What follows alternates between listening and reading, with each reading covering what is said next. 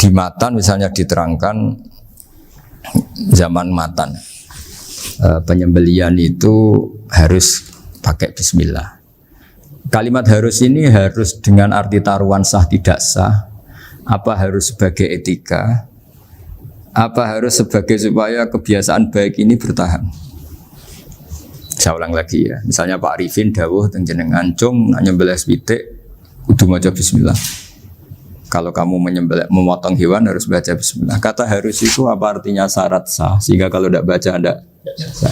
Apa keharusan dalam makna etikanya harus baca bismillah. Jadi urusannya hanya apa? Etika atau afdoliyah. Atau kita tidak ingin kultur baca bismillah itu hilang. Sehingga barang tidak wajib pun kita wajibkan supaya kultur baca bismillah itu tidak hilang. Nah Imam Syafi'i itu milih yang tidak wajib. Itu hanya urusan etika. Sehingga dhabihatul muslim meskipun enggak baca bismillah baik secara sengaja maupun lupa tetap halal ya, tetap sah, tetap halal. Tapi beberapa ulama mengatakan baca bismillah itu wajib dan menjadi syarat sah.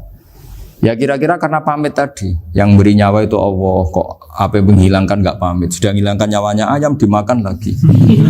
Wah itu selingkuhannya kan masih marah itu. Selingkuhannya, pacarnya, anaknya, cucunya itu kan marah itu. Tapi kalau pamit yang punya kan enggak. Coba kalau ayam cantik yang pas kamu sembelih itu lanangannya kan mangkel itu. Kalau kebetulan sudah tua kan karep-karepmu kan gitu. Jadi apa? Itu yang tahu Sarah.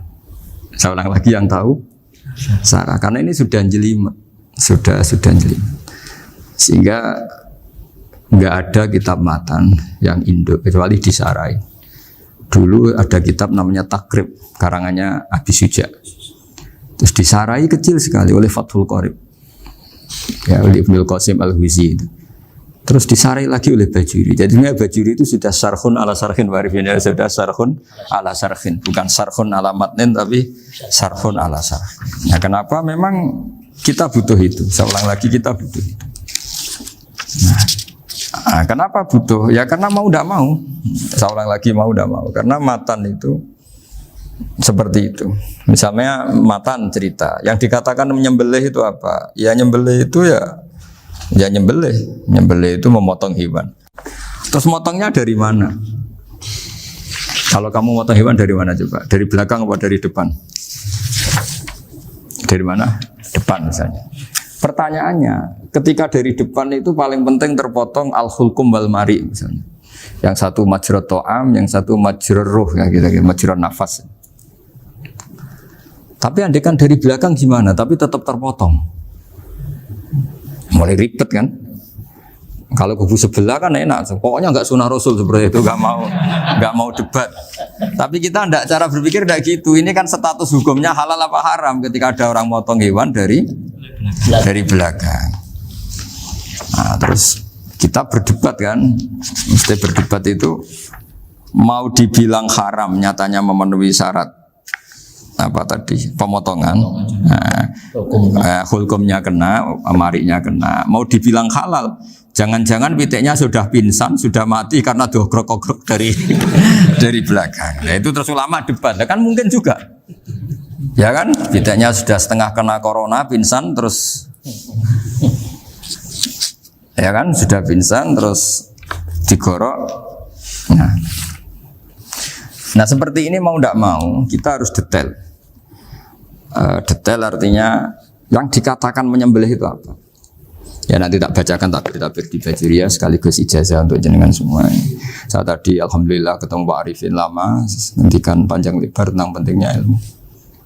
Yang dikatakan nyembelih adalah mematikan hewan yang hidup dengan kaifiyah syariah. Saya ulang lagi, mematikan hewan yang hidup dengan kaifiyah syariah. Nah, kalimat hidup ini mulai masalah. Hidup yang apa? Misalnya ada hewan, saya sering kalau ngaji cerita, ada ayam jago ketandang mobil, ketabrak mobil, kejet-kejet. Enggak kamu sembelih pun 1 menit lagi pasti meninggal. Ini kan hanya koordinasi prosedur saja. Karena prosedur ayam mati harus kejet-kejet, enggak boleh enggak langsung peletes mati, enggak boleh. Nah, pertanyaannya ketika kejet-kejet ini kamu sembelih, itu halal apa enggak? Wong enggak disembelih juga sudah mati. Artinya enggak penyembelihan ini kan tidak memberi kontribusi pematian, tapi enggak ngefek. Makanya terus ada perdebatan. Ada hayatun mustaqirrah, ada hayatun ittiroriyah, ada harokatu masbuh. Itu kalau nggak sarah nggak bisa. Lalu pertanyaan nakalnya begini. Saya itu betul pernah ngalami itu. Wayam jago itu kan mahal, apalagi kalau Bangkok kan. Saya pas jalan-jalan sama anak saya, sama jalan-jalan mau ke pasar itu di pertolongan tuar mak. Kusik halal toh ora? Kadang tanya orang awam, halal kata saya. Gitu. Padahal andai kan tidak disembelih ya pasti mati. Suatu saat ada yang mengkonfirmasi lagi. Saya bilang kalau kiai ya tidak pantas makan ayam gitu, tapi kalau kamu tidak kiai ya pantas saja. Daripada rata halal lo geremeng eman kan ribet. Nah sebetulnya itu dalam mazhab Syafi'i itu tidak halal karena dia sudah tidak punya hayatun mustaqirrah. Karena tadi setengah menit lagi atau 1 menit lagi pasti mati. Kan dia belum mati karena koordinasi Israel saja, tetap yang ngambil itu. Tetap kan nggak segampang itu kan, tetap prosedur apa? Jalankan SOP. SOP-nya harus ada. Nggak boleh mati selonang-selonang itu, nggak boleh. Tetap ada SOP kata Pak Arifin ada SOP. Dia kalau sama saya bisa guyon kalau. Nah, tapi misalnya nanti pertanyaan, tapi dalam mazhab Maliki itu diabaikan, hayat mustaqirrah, hayat ittiroriyah, hayat itu diabaikan. Cara berpikir Imam Malik lebih matematis. Kalau nggak disembelih itu matinya berapa menit? 1 menit lagi. Gara-gara disembelih dia mati sekarang. Berarti eksekutornya ya peso itu. Ya berarti peso itu memenuhi kriteria mematikan sesuatu yang masih hidup, hewan yang hidup dengan cara syar'i. Jadi andai kan ada rapat malaikat, matinya karena apa? Karena peso apa karena kecelakaan? Karena peso. Ya kan? Karena kalau nggak tanpa peso nunggu 1 menit, gara-gara disembelih langsung terjadi sekarang. Nah karena hukum halal ini yang menarik dan menguntungkan. Di bab ini orang jadi Malikiyah semua. Mana maksudnya ya? Jadi kita ini sebetulnya Syafi'i pecundang gitu. Syafi'i partai politik. Jadi kalau sedang tidak menguntungkan ya tidak. Kata siapa kita Syafi'i banget? Tidak juga itu. Ya, jadi karena tadi ya kalau pada level apa? Pada level perdebatan ulama itu ada tadi ya, ada seperti itu, ada hayatun mustaqirrah, ada hayatun ittiroriyah, ada harokatul masbuh. Jadi tak baca ya supaya dapat barokahnya ulama ya. Jadi tak baca versinya ini di halaman, terus kitab ini saya tinggal sebagai amal saya, keluarga saya, sebagai penghormatan saya sama Habib Ali, Habib Qures, Habib Hussein semuanya, Pak Arifin dan Bismillahirrahmanirrahim. Wa'alam. Ini halaman 562. Ikutnya bab kita buah kami sayyidi wa dzabai. Ya jadi nanti yang mungkin kalau beda halaman cari di babnya kalau beda halaman cari di babnya. Karena kadang beda halaman warifnya. Kalau cetak sekarang enggak. Beda. Iya, kadang beda juz pun. Kayak Ikhya sekarang tuh sampai 6 juz. Zaman kita ngaji kan 4 ya. Sekarang ada yang 6, ada yang ribet cetakan sekarang ya. Di atas ada 10. Satu Ikhya itu. Hurufnya dibesarin. Ikhya biar. Iya, ada yang sama. Karena ngerti zaman akhir paling sudah agak buta huruf. Saya tuh dulu punya guru terakhum sudah sepuh. Itu baca gini nggak bisa, Pak. Jadi kalau di kelas harus dituliskan pakai spidol. Mulang Minhajul Abidin. Sudah sepuh sekali. Kalau ngajar itu nggak bisa jalan, udah pakai beca. Itu yang nulis agak kurang ajar. Nulis CDE gitu cepet bar. Jadi kadang itu apa itu? Beliau masih semangat, tulisannya habis. Loh kok sentek jeng? Terus ya wes ya.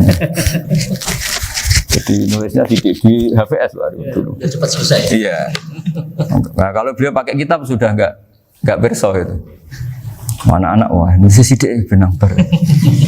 Ribet. Saya ulang lagi ya. Jadi yang mau saya baca tadi itu logika fikih ya. Fikih itu berpikir ya. Di mana-mana namanya menyembelih itu apa? Dari hidup dimatikan dengan kaifiyah syariah. Kaifiyah syariah ini tidak boleh kamu nyontohkan harus disembelih, keliru juga karena untuk hewan yang berat atau hewan liar cukup dipanah asal ma'an harodama yang bisa ngalirkan apa? Darah.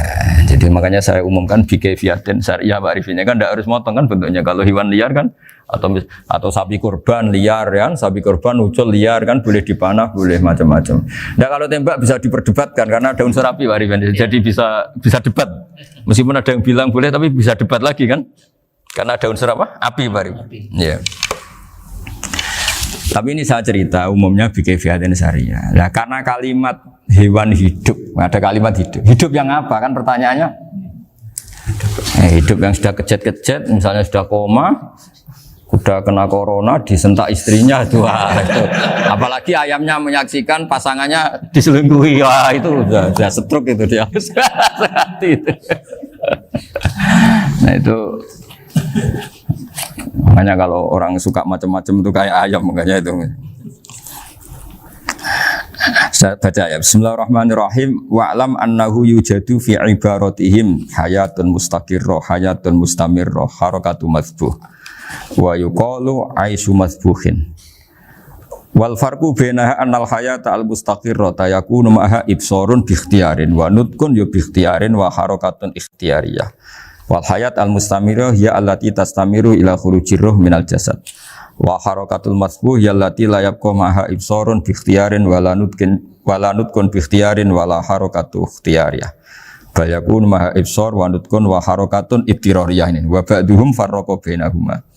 Sampai saat terus ini. Jadi ini perbedaan-perbedaan pandangan ulama. Nah, Imam Malik itu mengabaikan semua istilah itu. Sing penting pas mbok sembelih iku kecelok urip, cara wong Jawa iku kecelok urip.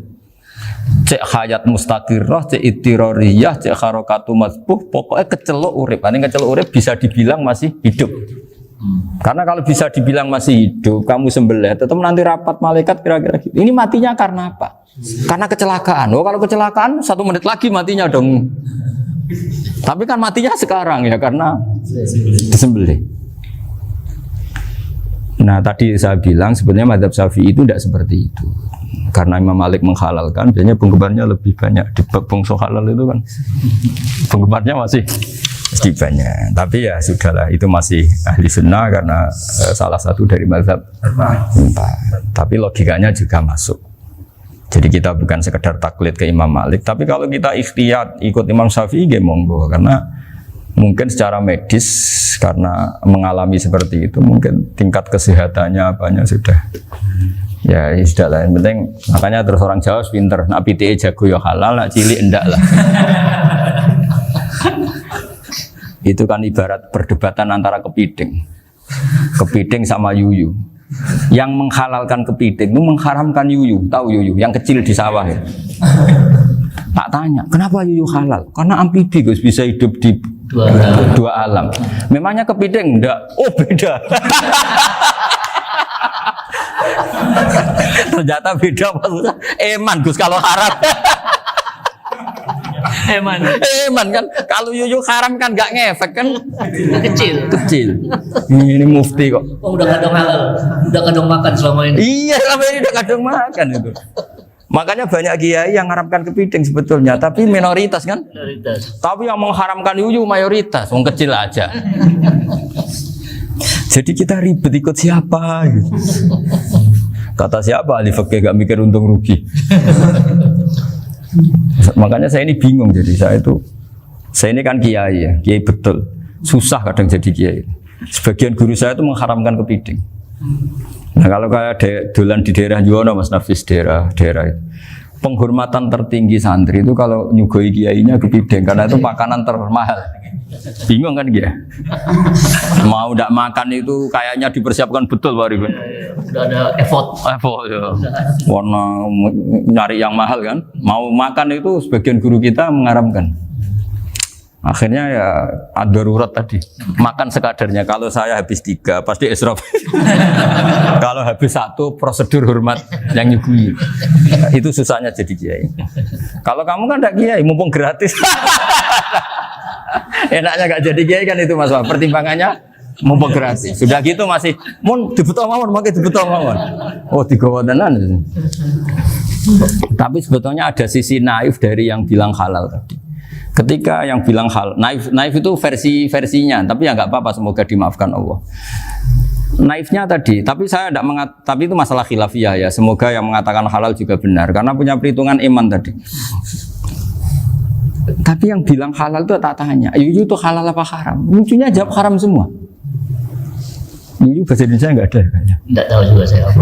Yang penting paham tapi Yuyu, yang kecil itu. Itu kalau diharamkan nggak ada yang protes ya? Nggak ada. Tapi kalau kepiting? Ini pakai model apa? Coba Pak Wafa, kalau alasannya amfibi, Yuyu sama kepiting sama enggak? Kalau alasannya amfibi, hidup di dua alam. Sama-sama. Sama-sama. Kenapa kepiting jadi halal? Lebih bernilai. Ini juga mufti model baru. Mungkin muftinya menghalalkan itu. Iya makanya itu. Kan jadi kayak tadi ayam jago tadi orangnya tak tanya akhirnya. Andekan yang kecelakaan itu ayam kecil. Kamu tanya saya enggak? Ya enggak, aku langsung tak buang. Kan langsung dibuang. Berhubung ayam besar. Eman kan. Tapi nurani aja sebetulnya protes. Nyembelih klekek. Kadang kan apa kejet itu sudah tunggu SOP jawaban. Ya tapi apapun itu ini ilmu harus didengar ya supaya sampean tahu ya, ada hayat mustaqirroh, ada hayat mustamirroh, ada hayat ittiroriyah, paling enggak kita ngerti lah. Karena nanti di bab B ya nyun sewu di bab apa? B. Itu ya nanti enggak sahnya karena apa? Tidak mutamawal. Misalnya saya punya utang sama Pak Arifin ayam jago. Tak bayar dengan jago yang mengalami kehidupan sudah seperti itu kan tidak sah. Meskipun itu hidup tapi sudah tidak hayat yang mustamirah, tidak normal. Jadi ilmu itu apapun tidak cocok kita karena beda mazhab misalnya, tetap sebagai apa? Ilmu. Jadi jangan pernah anti ilmu meskipun kita tidak cocok. Dulu saya itu heran sama Abu Hanifah karena membolehkan merujuk wakaf. Wakaf itu kan nggak boleh ditarik kembali dalam mazhab Syafi'i dan hampir semua ulama bilang gitu. Tapi kalau kata Abu Hanifah, jika nazir yang nerima itu tidak sesuai rencana kita, keinginan kita itu boleh narik kembali. Fa innal waqfa atiyatun makhdoh, kata beliau. Wakaf itu ya pemberian normal saja. Suatu saat ada peristiwa gini Pak Arifin ya, ada orang kaya raya mewakafkan tanah itu senilai kalau nggak salah itu 60 miliar. Singkat cerita beliau bermain apa gitu, bisnis apa itu bangkrut. Kemudian itu belum disertifikatkan wakaf. Kemudian nggak ada yang disawang coro Jawa, nggak ada yang dilihat, terus mau dibeli sama nyuwun sewu sampai yang mau beli yang mampu itu non muslim. Singkat cerita ada orang kaya muslim yang mau beli itu tapi ada problem karena itu wakaf. Tapi kalau nggak dibeli itu malah dibeli non muslim. Tanya saya, akhirnya saya jawab nggak apa-apa dibeli saja. Ikuti mazhab Abu Hanifah. Karena kalau mazhab Syafi'i itu nggak sah semua pembeliannya. Tapi apa artinya mazhab kalau kita berpikir nggak sah tapi yang jual melakukan? Nah itu yang nggak dipikirkan oleh orang-orang fikih yang di Menara Gading. Apa gunanya kita bilang nggak sah, tapi yang punya tanah tadi tetap menjual. Karena tidak mengindahkan hukum itu, mau apa? Makanya saya bilang bagi tentang Gus itu nggak ada kaulnya dalam mazhab Syafi'i. Saya bilang kamu mengharamkan itu tidak ada gunanya karena itu tetap dilakukan. Jadi kita pertimbangannya ndak itu, daripada dikuasai situ mendingan kita. Betul. Nah itu sisi-sisi fikih. Makanya ini kita ngaji fikih ndak segampang itu memberi fatwa karena pertimbangannya banyak, Pak. Ndak hitam putih gitu maksud saya, ini cerita. Jadi nanti kamu ngerti. Jadi mau apa coba? Itu kan ibarat gini. Hukumnya kita ngajar perempuan itu masalah sebetulnya secara karena itu ajnabiyah. Tapi fikih mentoleransi li ajli ta'lim karena untuk belajar enggak apa-apa. Kalau sudah jadi fakta itu ribet. Dia maunya belajar sama kamu dan sekali kamu tidak mau belajar ke yang lain yang potensi menyesatkan. Jadi fikihnya bukan masalah nazar lagi, sudah penyelamatan. Ribet kan kalau sudah begitu. Saya punya kenangan yang menurut saya itu harus jadi trauma. Siapapun harus jadi trauma. Ini cerita sedikit. Ini masih ngaji fikih, pertimbangan. Ada orang itu sangat khusyuk, Pak. Sangat khusyuknya di rumahnya Pak Wafa itu nggak ada TV, nggak ada motor, nggak ada apa saja. Ketika anaknya berkembang agak dewasa, itu pertama naik motor, itu ya utang jasa sama kawan-kawannya. Pertama dia ngelihat nikmati TV ya dari kawan-kawannya. Corong Jawa, mbek tanggane lah. Padahal orang tuanya ini protektif justru karena banyak tanggane sing nggak pati Islami lah. Ya mereka orang Islam tapi ya nggak sholat, nggak apa. Singkat cerita orang tuanya ini datang ke rumah saya nangis, nangis Gus. Sekarang saya ikrar bahwa mazhab abah jenengan Kiai Nur Salim, bapak saya itu mazhab jenengan itu lebih hebat timbang mazhab kula. Nangis dia. Dulu saya itu agak menyalahkan Kiai Nur Salim jenengan karena longgar di rumah ada TV ada motor. Terus dia cerita. Ya karena anaknya ini pertama bisa naik motor. Untuk anak ABG ini kan jasa yang luar biasa. Karena dia butuh sekali bisa naik motor, dipinjemin. Akhirnya walhasil anaknya ini yang saya merantau ke Jakarta kemana? Akhirnya lam yusolli wa lam yasum. Padahal anaknya ya kiai kampung. Terus tak ceritanya. Terus akhirnya dia tanya, kenapa sih Gus jenengan sama abah kok longgar gitu sama anak? Terus tak ceritanya gini Pak Arifin. Menurut ilmu al-insan abdul ihsan, manusia itu budaknya kebaikan. Karena utang jasanya sama anak ini, ya dia akan ainut anak ini. Sementara kenangannya mbek jenengan mbok amui. Tidak boleh. Dia baru ngakui ya Gus saya itu nyun sewu hanya khusyuk tapi kurang ilmu. Tadi dia hanya berdasar khusyuk. Bocah kok main delok TV kan pikirannya hanya gitu. Ini cerita ilmu, saya bukan menjustifikasi manapun. Ini kan cerita ilmu Pak Arifin ya. Jadi semuanya itu ada hitung-hitungannya. Coba kalau kita terlalu stakung be anak pertama naik motor jasanya orang nggak sholat ya, pertama roh TV jasanya orang nggak sholat. Coba terikatnya anak ini sama kita apa sama orang itu? Sama orang itu. Bayangkan kalau umur ABG, kalau umur sak hari pun Pak Wafa ini nafsu astagfirullah kan. Gue job tua nome orang. Gaya tok, bareng tua udah khusus gue gaya tok. Aslinya namanya bodoh. Ya saya sama semua. Cuma saya akan lebih jujur dari biasa. Jadi orang itu harus ngitung gitu. Itu kenapa Mbah Mun tuh kayak alim alama. Setahu saya dalamnya ada TV. Putra-putra ini lihat TV.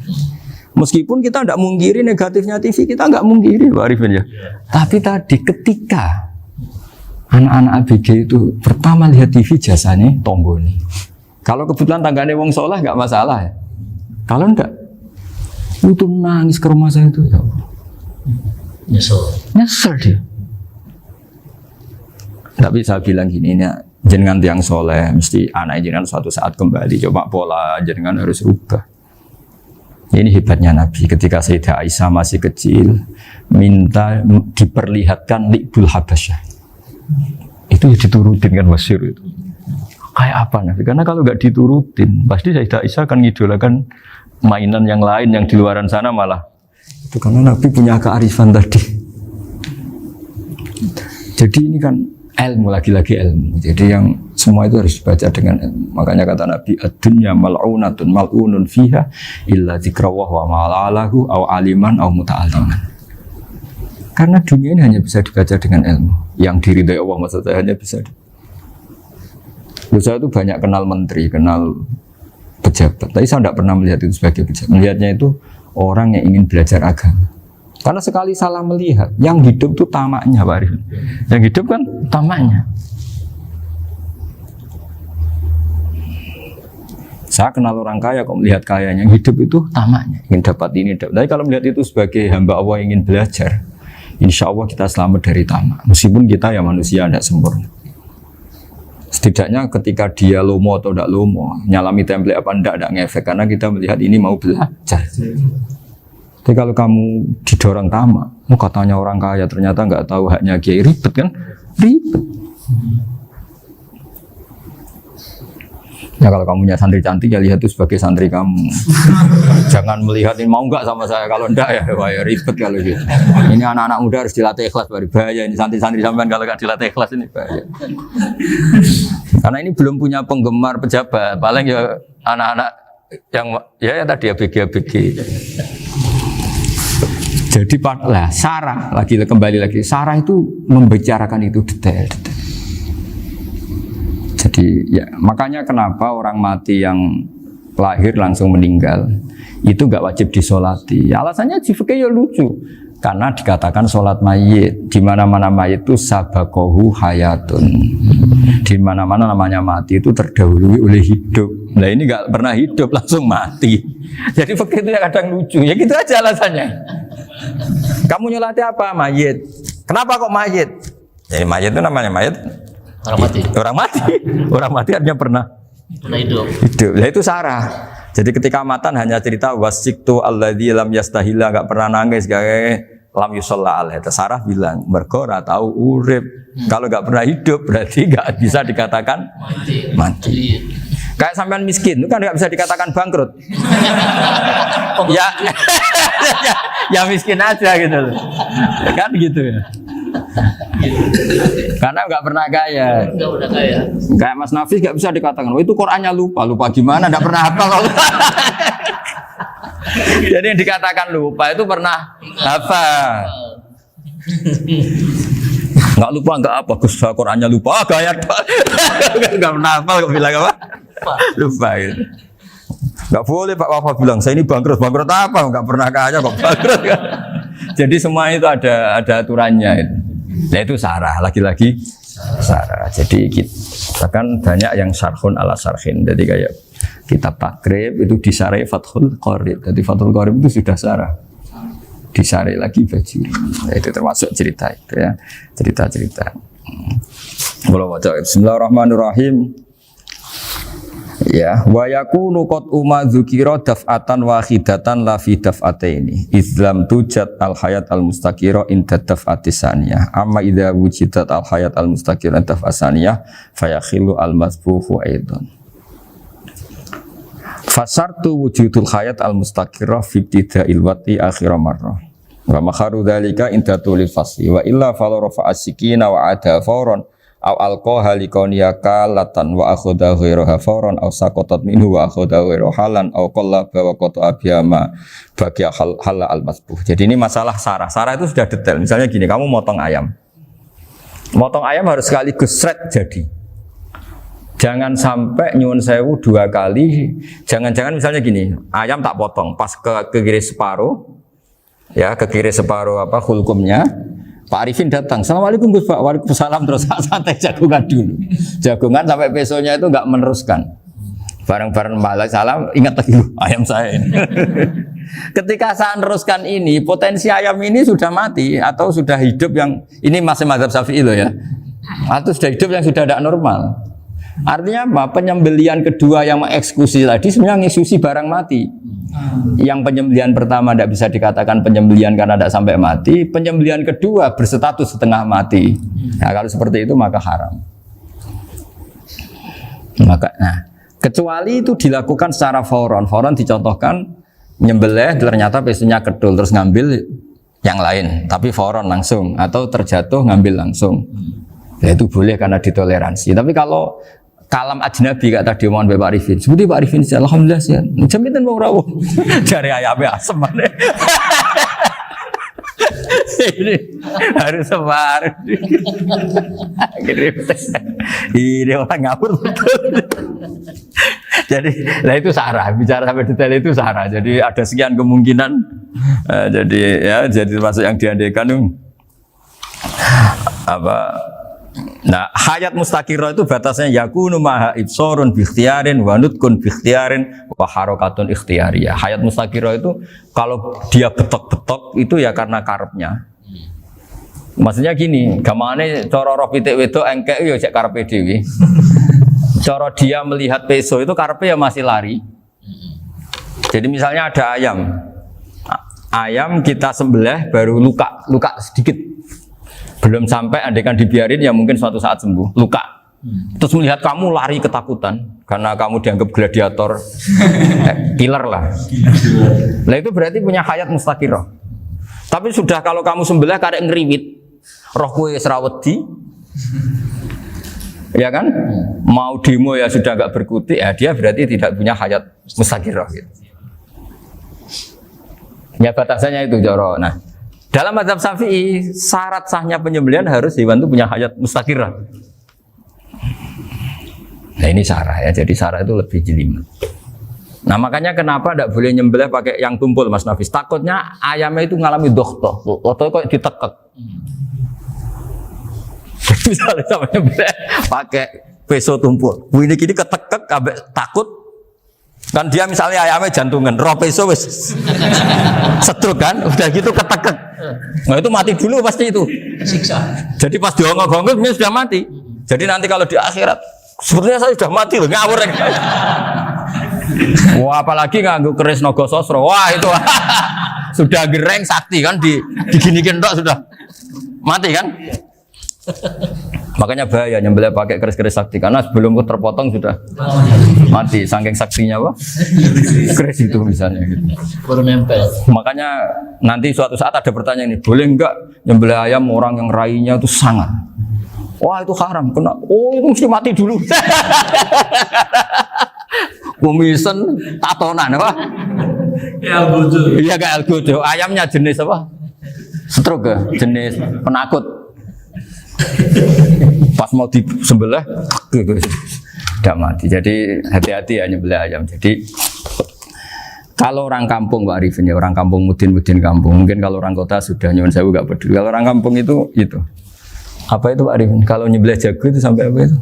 Ilatnya dikeluarin dulu. Oh iya. Apa ya? Iya karena takutnya katanya beberapa yang kaget itu kelek apa? Ketelan. Iya ketelan ya. Nah, itu ya ada kearifan gitu tapi ya terlalu ya menyiksa ayam. Tapi memang potensi katanya Pak Arif. Katanya yang ahli-ahli itu ya. Jadi kalau dia jago ya mau disembelih, saking takutnya itu. Kalau orang Jawa kalau takut kan yang ngelek idu ya. Orang Jawa loh ya. Itu kalau orang takut kan kadang apa kayak nah ayam itu nak ketakut. Kadang ininya terus apa? Lidahnya masuk. Akhirnya pas disembelih ini enggak kena. Nah, makanya terus banyak mudin yang punya ikhtiar tadi. Pernah lihat Bapak yang ayam jago itu? Ilatnya dikeluarin. Ya, itu ya tidak wajib cuma tidak bisa kita salahkan. Tapi kata penyembelih yang ini tak tanya eksekutor yang lain, pokoknya rodok dipenegus. Iku seraiso. Saya belum pernah nyembelih ayam karena ini kan selain nggak profesi saya juga nggak mentolonan saya. Tapi ini beberapa kefiah yang penting kita tahu ilmunya. Yang paling pokok itu qatul khulqum wal mari. Ya kira-kira dalan sing digo nafas sama digo makanan tadi. Ya tapi itu tadi caranya semua itu harus mengalami atau masih punya hayatun mustaqirah. Nah, takutnya dalam konteks nyembelih yang apa tadi? Saya bilang separuh tadi. Itu jamnya normal enggak itu sudah jam 11 ya? 10. Jam juga. Oh, jam mati almarhum itu. Itu enggak halal disembelih itu sudah maitah ya. 10, 13, 10, 14 kan. Iya.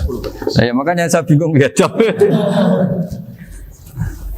Ya, jadi itu Pak Wafa ya pentingnya sarah itu seperti itu. Matan itu kan asal nyembelih saja. Tapi di sarah diterangkan jangan hanya nyembelih, yang disembelih harus ada hayatun mustaqirah karena dikatakan penyembelihan adalah menghilangkan nyawa dengan cara yang syar'i. Nah, kalau nyawanya saja sudah hilang bukan nyembelih gitu.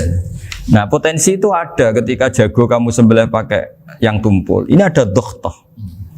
Loh, hewan itu juga kayak manusia loh karena punya hati. Ketika takut saja mati. Nah, takutnya ulama kan ini ngalami dokhtoh. Kayak orang ditekek kan mati kan. Ditekek kaget. Contoh gampang gini. Orang ditekek perempuan kemungkinan mati itu kecil. Karena murni hanya ngalami pernafasan. Tapi nak ditekek gagah tatonan kan terus dua reaksi tubuh. Takut sama gak bisa bernafas. Itu kan lebih cepat apa? Mati. Kira-kira kan gitu. Lah ini sudah takut dongok-dongok itu kan nyiksa. Saya sering ketemu orang yang ahli nyari ular, nyari apa. Itu ya gitu. Filosofinya sama seperti orang perang. Harus bikin takut. Iku kewan Gus nak disewentak, iku telelekan. Jadi telelekan iku apa Pak Anda bicara bahasa Batawi ini? Orang kaget terus terpaku itu. Apa Teorinya Khalid bin Walid kan gitu. Kalau perang supaya musuh takut. Kamu tahu kami siapa? Gertak gitu. Ayo, ji'na biqaumin yuhibbunal mauta kama tuhibbunal hayat. Kita ini bawa pasukan yang mereka mencintai mati kayak kalian mencintai hidup. Pasukan kami ini wah darwis, berani modar ya wis gitu. Kira-kira gitu kalau bahasa Jawa itu. Gertak mati. Berani mati. Akhirnya musuhnya kan Nah, di antara syaratnya perang kan gitu harus bikin musuh itu takut, gemeter. Nah, istilah lelekan itu gampang gitu loh. Lelekan itu pokoknya tadi loh Arifin, kepaku tadi. Nah, agak berkutik. Paham ya? Nah jangan-jangan ayam yang kita sembelih mau wis wedi dongok-dongok mati duluan gitu. Nah makanya terus kata musannaf kalau bisa itu wa yakunu madzukira bidafatin wahidah. Kalau itu usahakan sekali jadi. Tapi itu bukan berarti syarat sahnya harus sekali jadi. Kira-kira karena tadi gak kebayang kan kalau baru separuh tak Assalamualaikum Gus Pak, waalaikumsalam Pak Arifin, sebuti kabarnya. Baru itu terus ingat, diteruskan lagi. Kemungkinan ini sudah mati apa? Nah makanya ya tapi lagi-lagi ini sarah ya tak baca Bismillahirrahmanirrahim wa yakunu qad umadzukira daf'atan wahidatan la fi daf'ataini fa innahu yahrumul mazbuh hina itu. Kalau 2 kali, tapi 2 kali maksudnya yang 1 kali ini mengakibatkan kematian. Dikatakan penyembelian belum sempurna, dikatakan hidup toh nanti pasti mati, berarti tidak mengalami hayatun mustaqirrah. Paham ya? Jadi ini semoga dapat barokah dari para ulama. Jadi saya mohon nanti Pak Wafa, Pak Muntaha, teman-teman jangan hanya baca matan ya, pada level alim itu harus baca syarah karena matan itu nyun sewu tidak cukup untuk menjawab sekian kemungkinan. Nah syarah itu sono fardul masalah.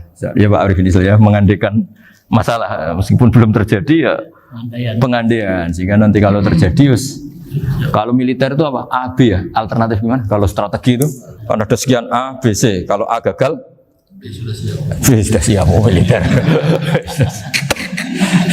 Jadi kalau masuk surga pintu 1 nggak bisa itu kedua lewat teras Gus. Ini sembrono. Bagi Al-Fatihah.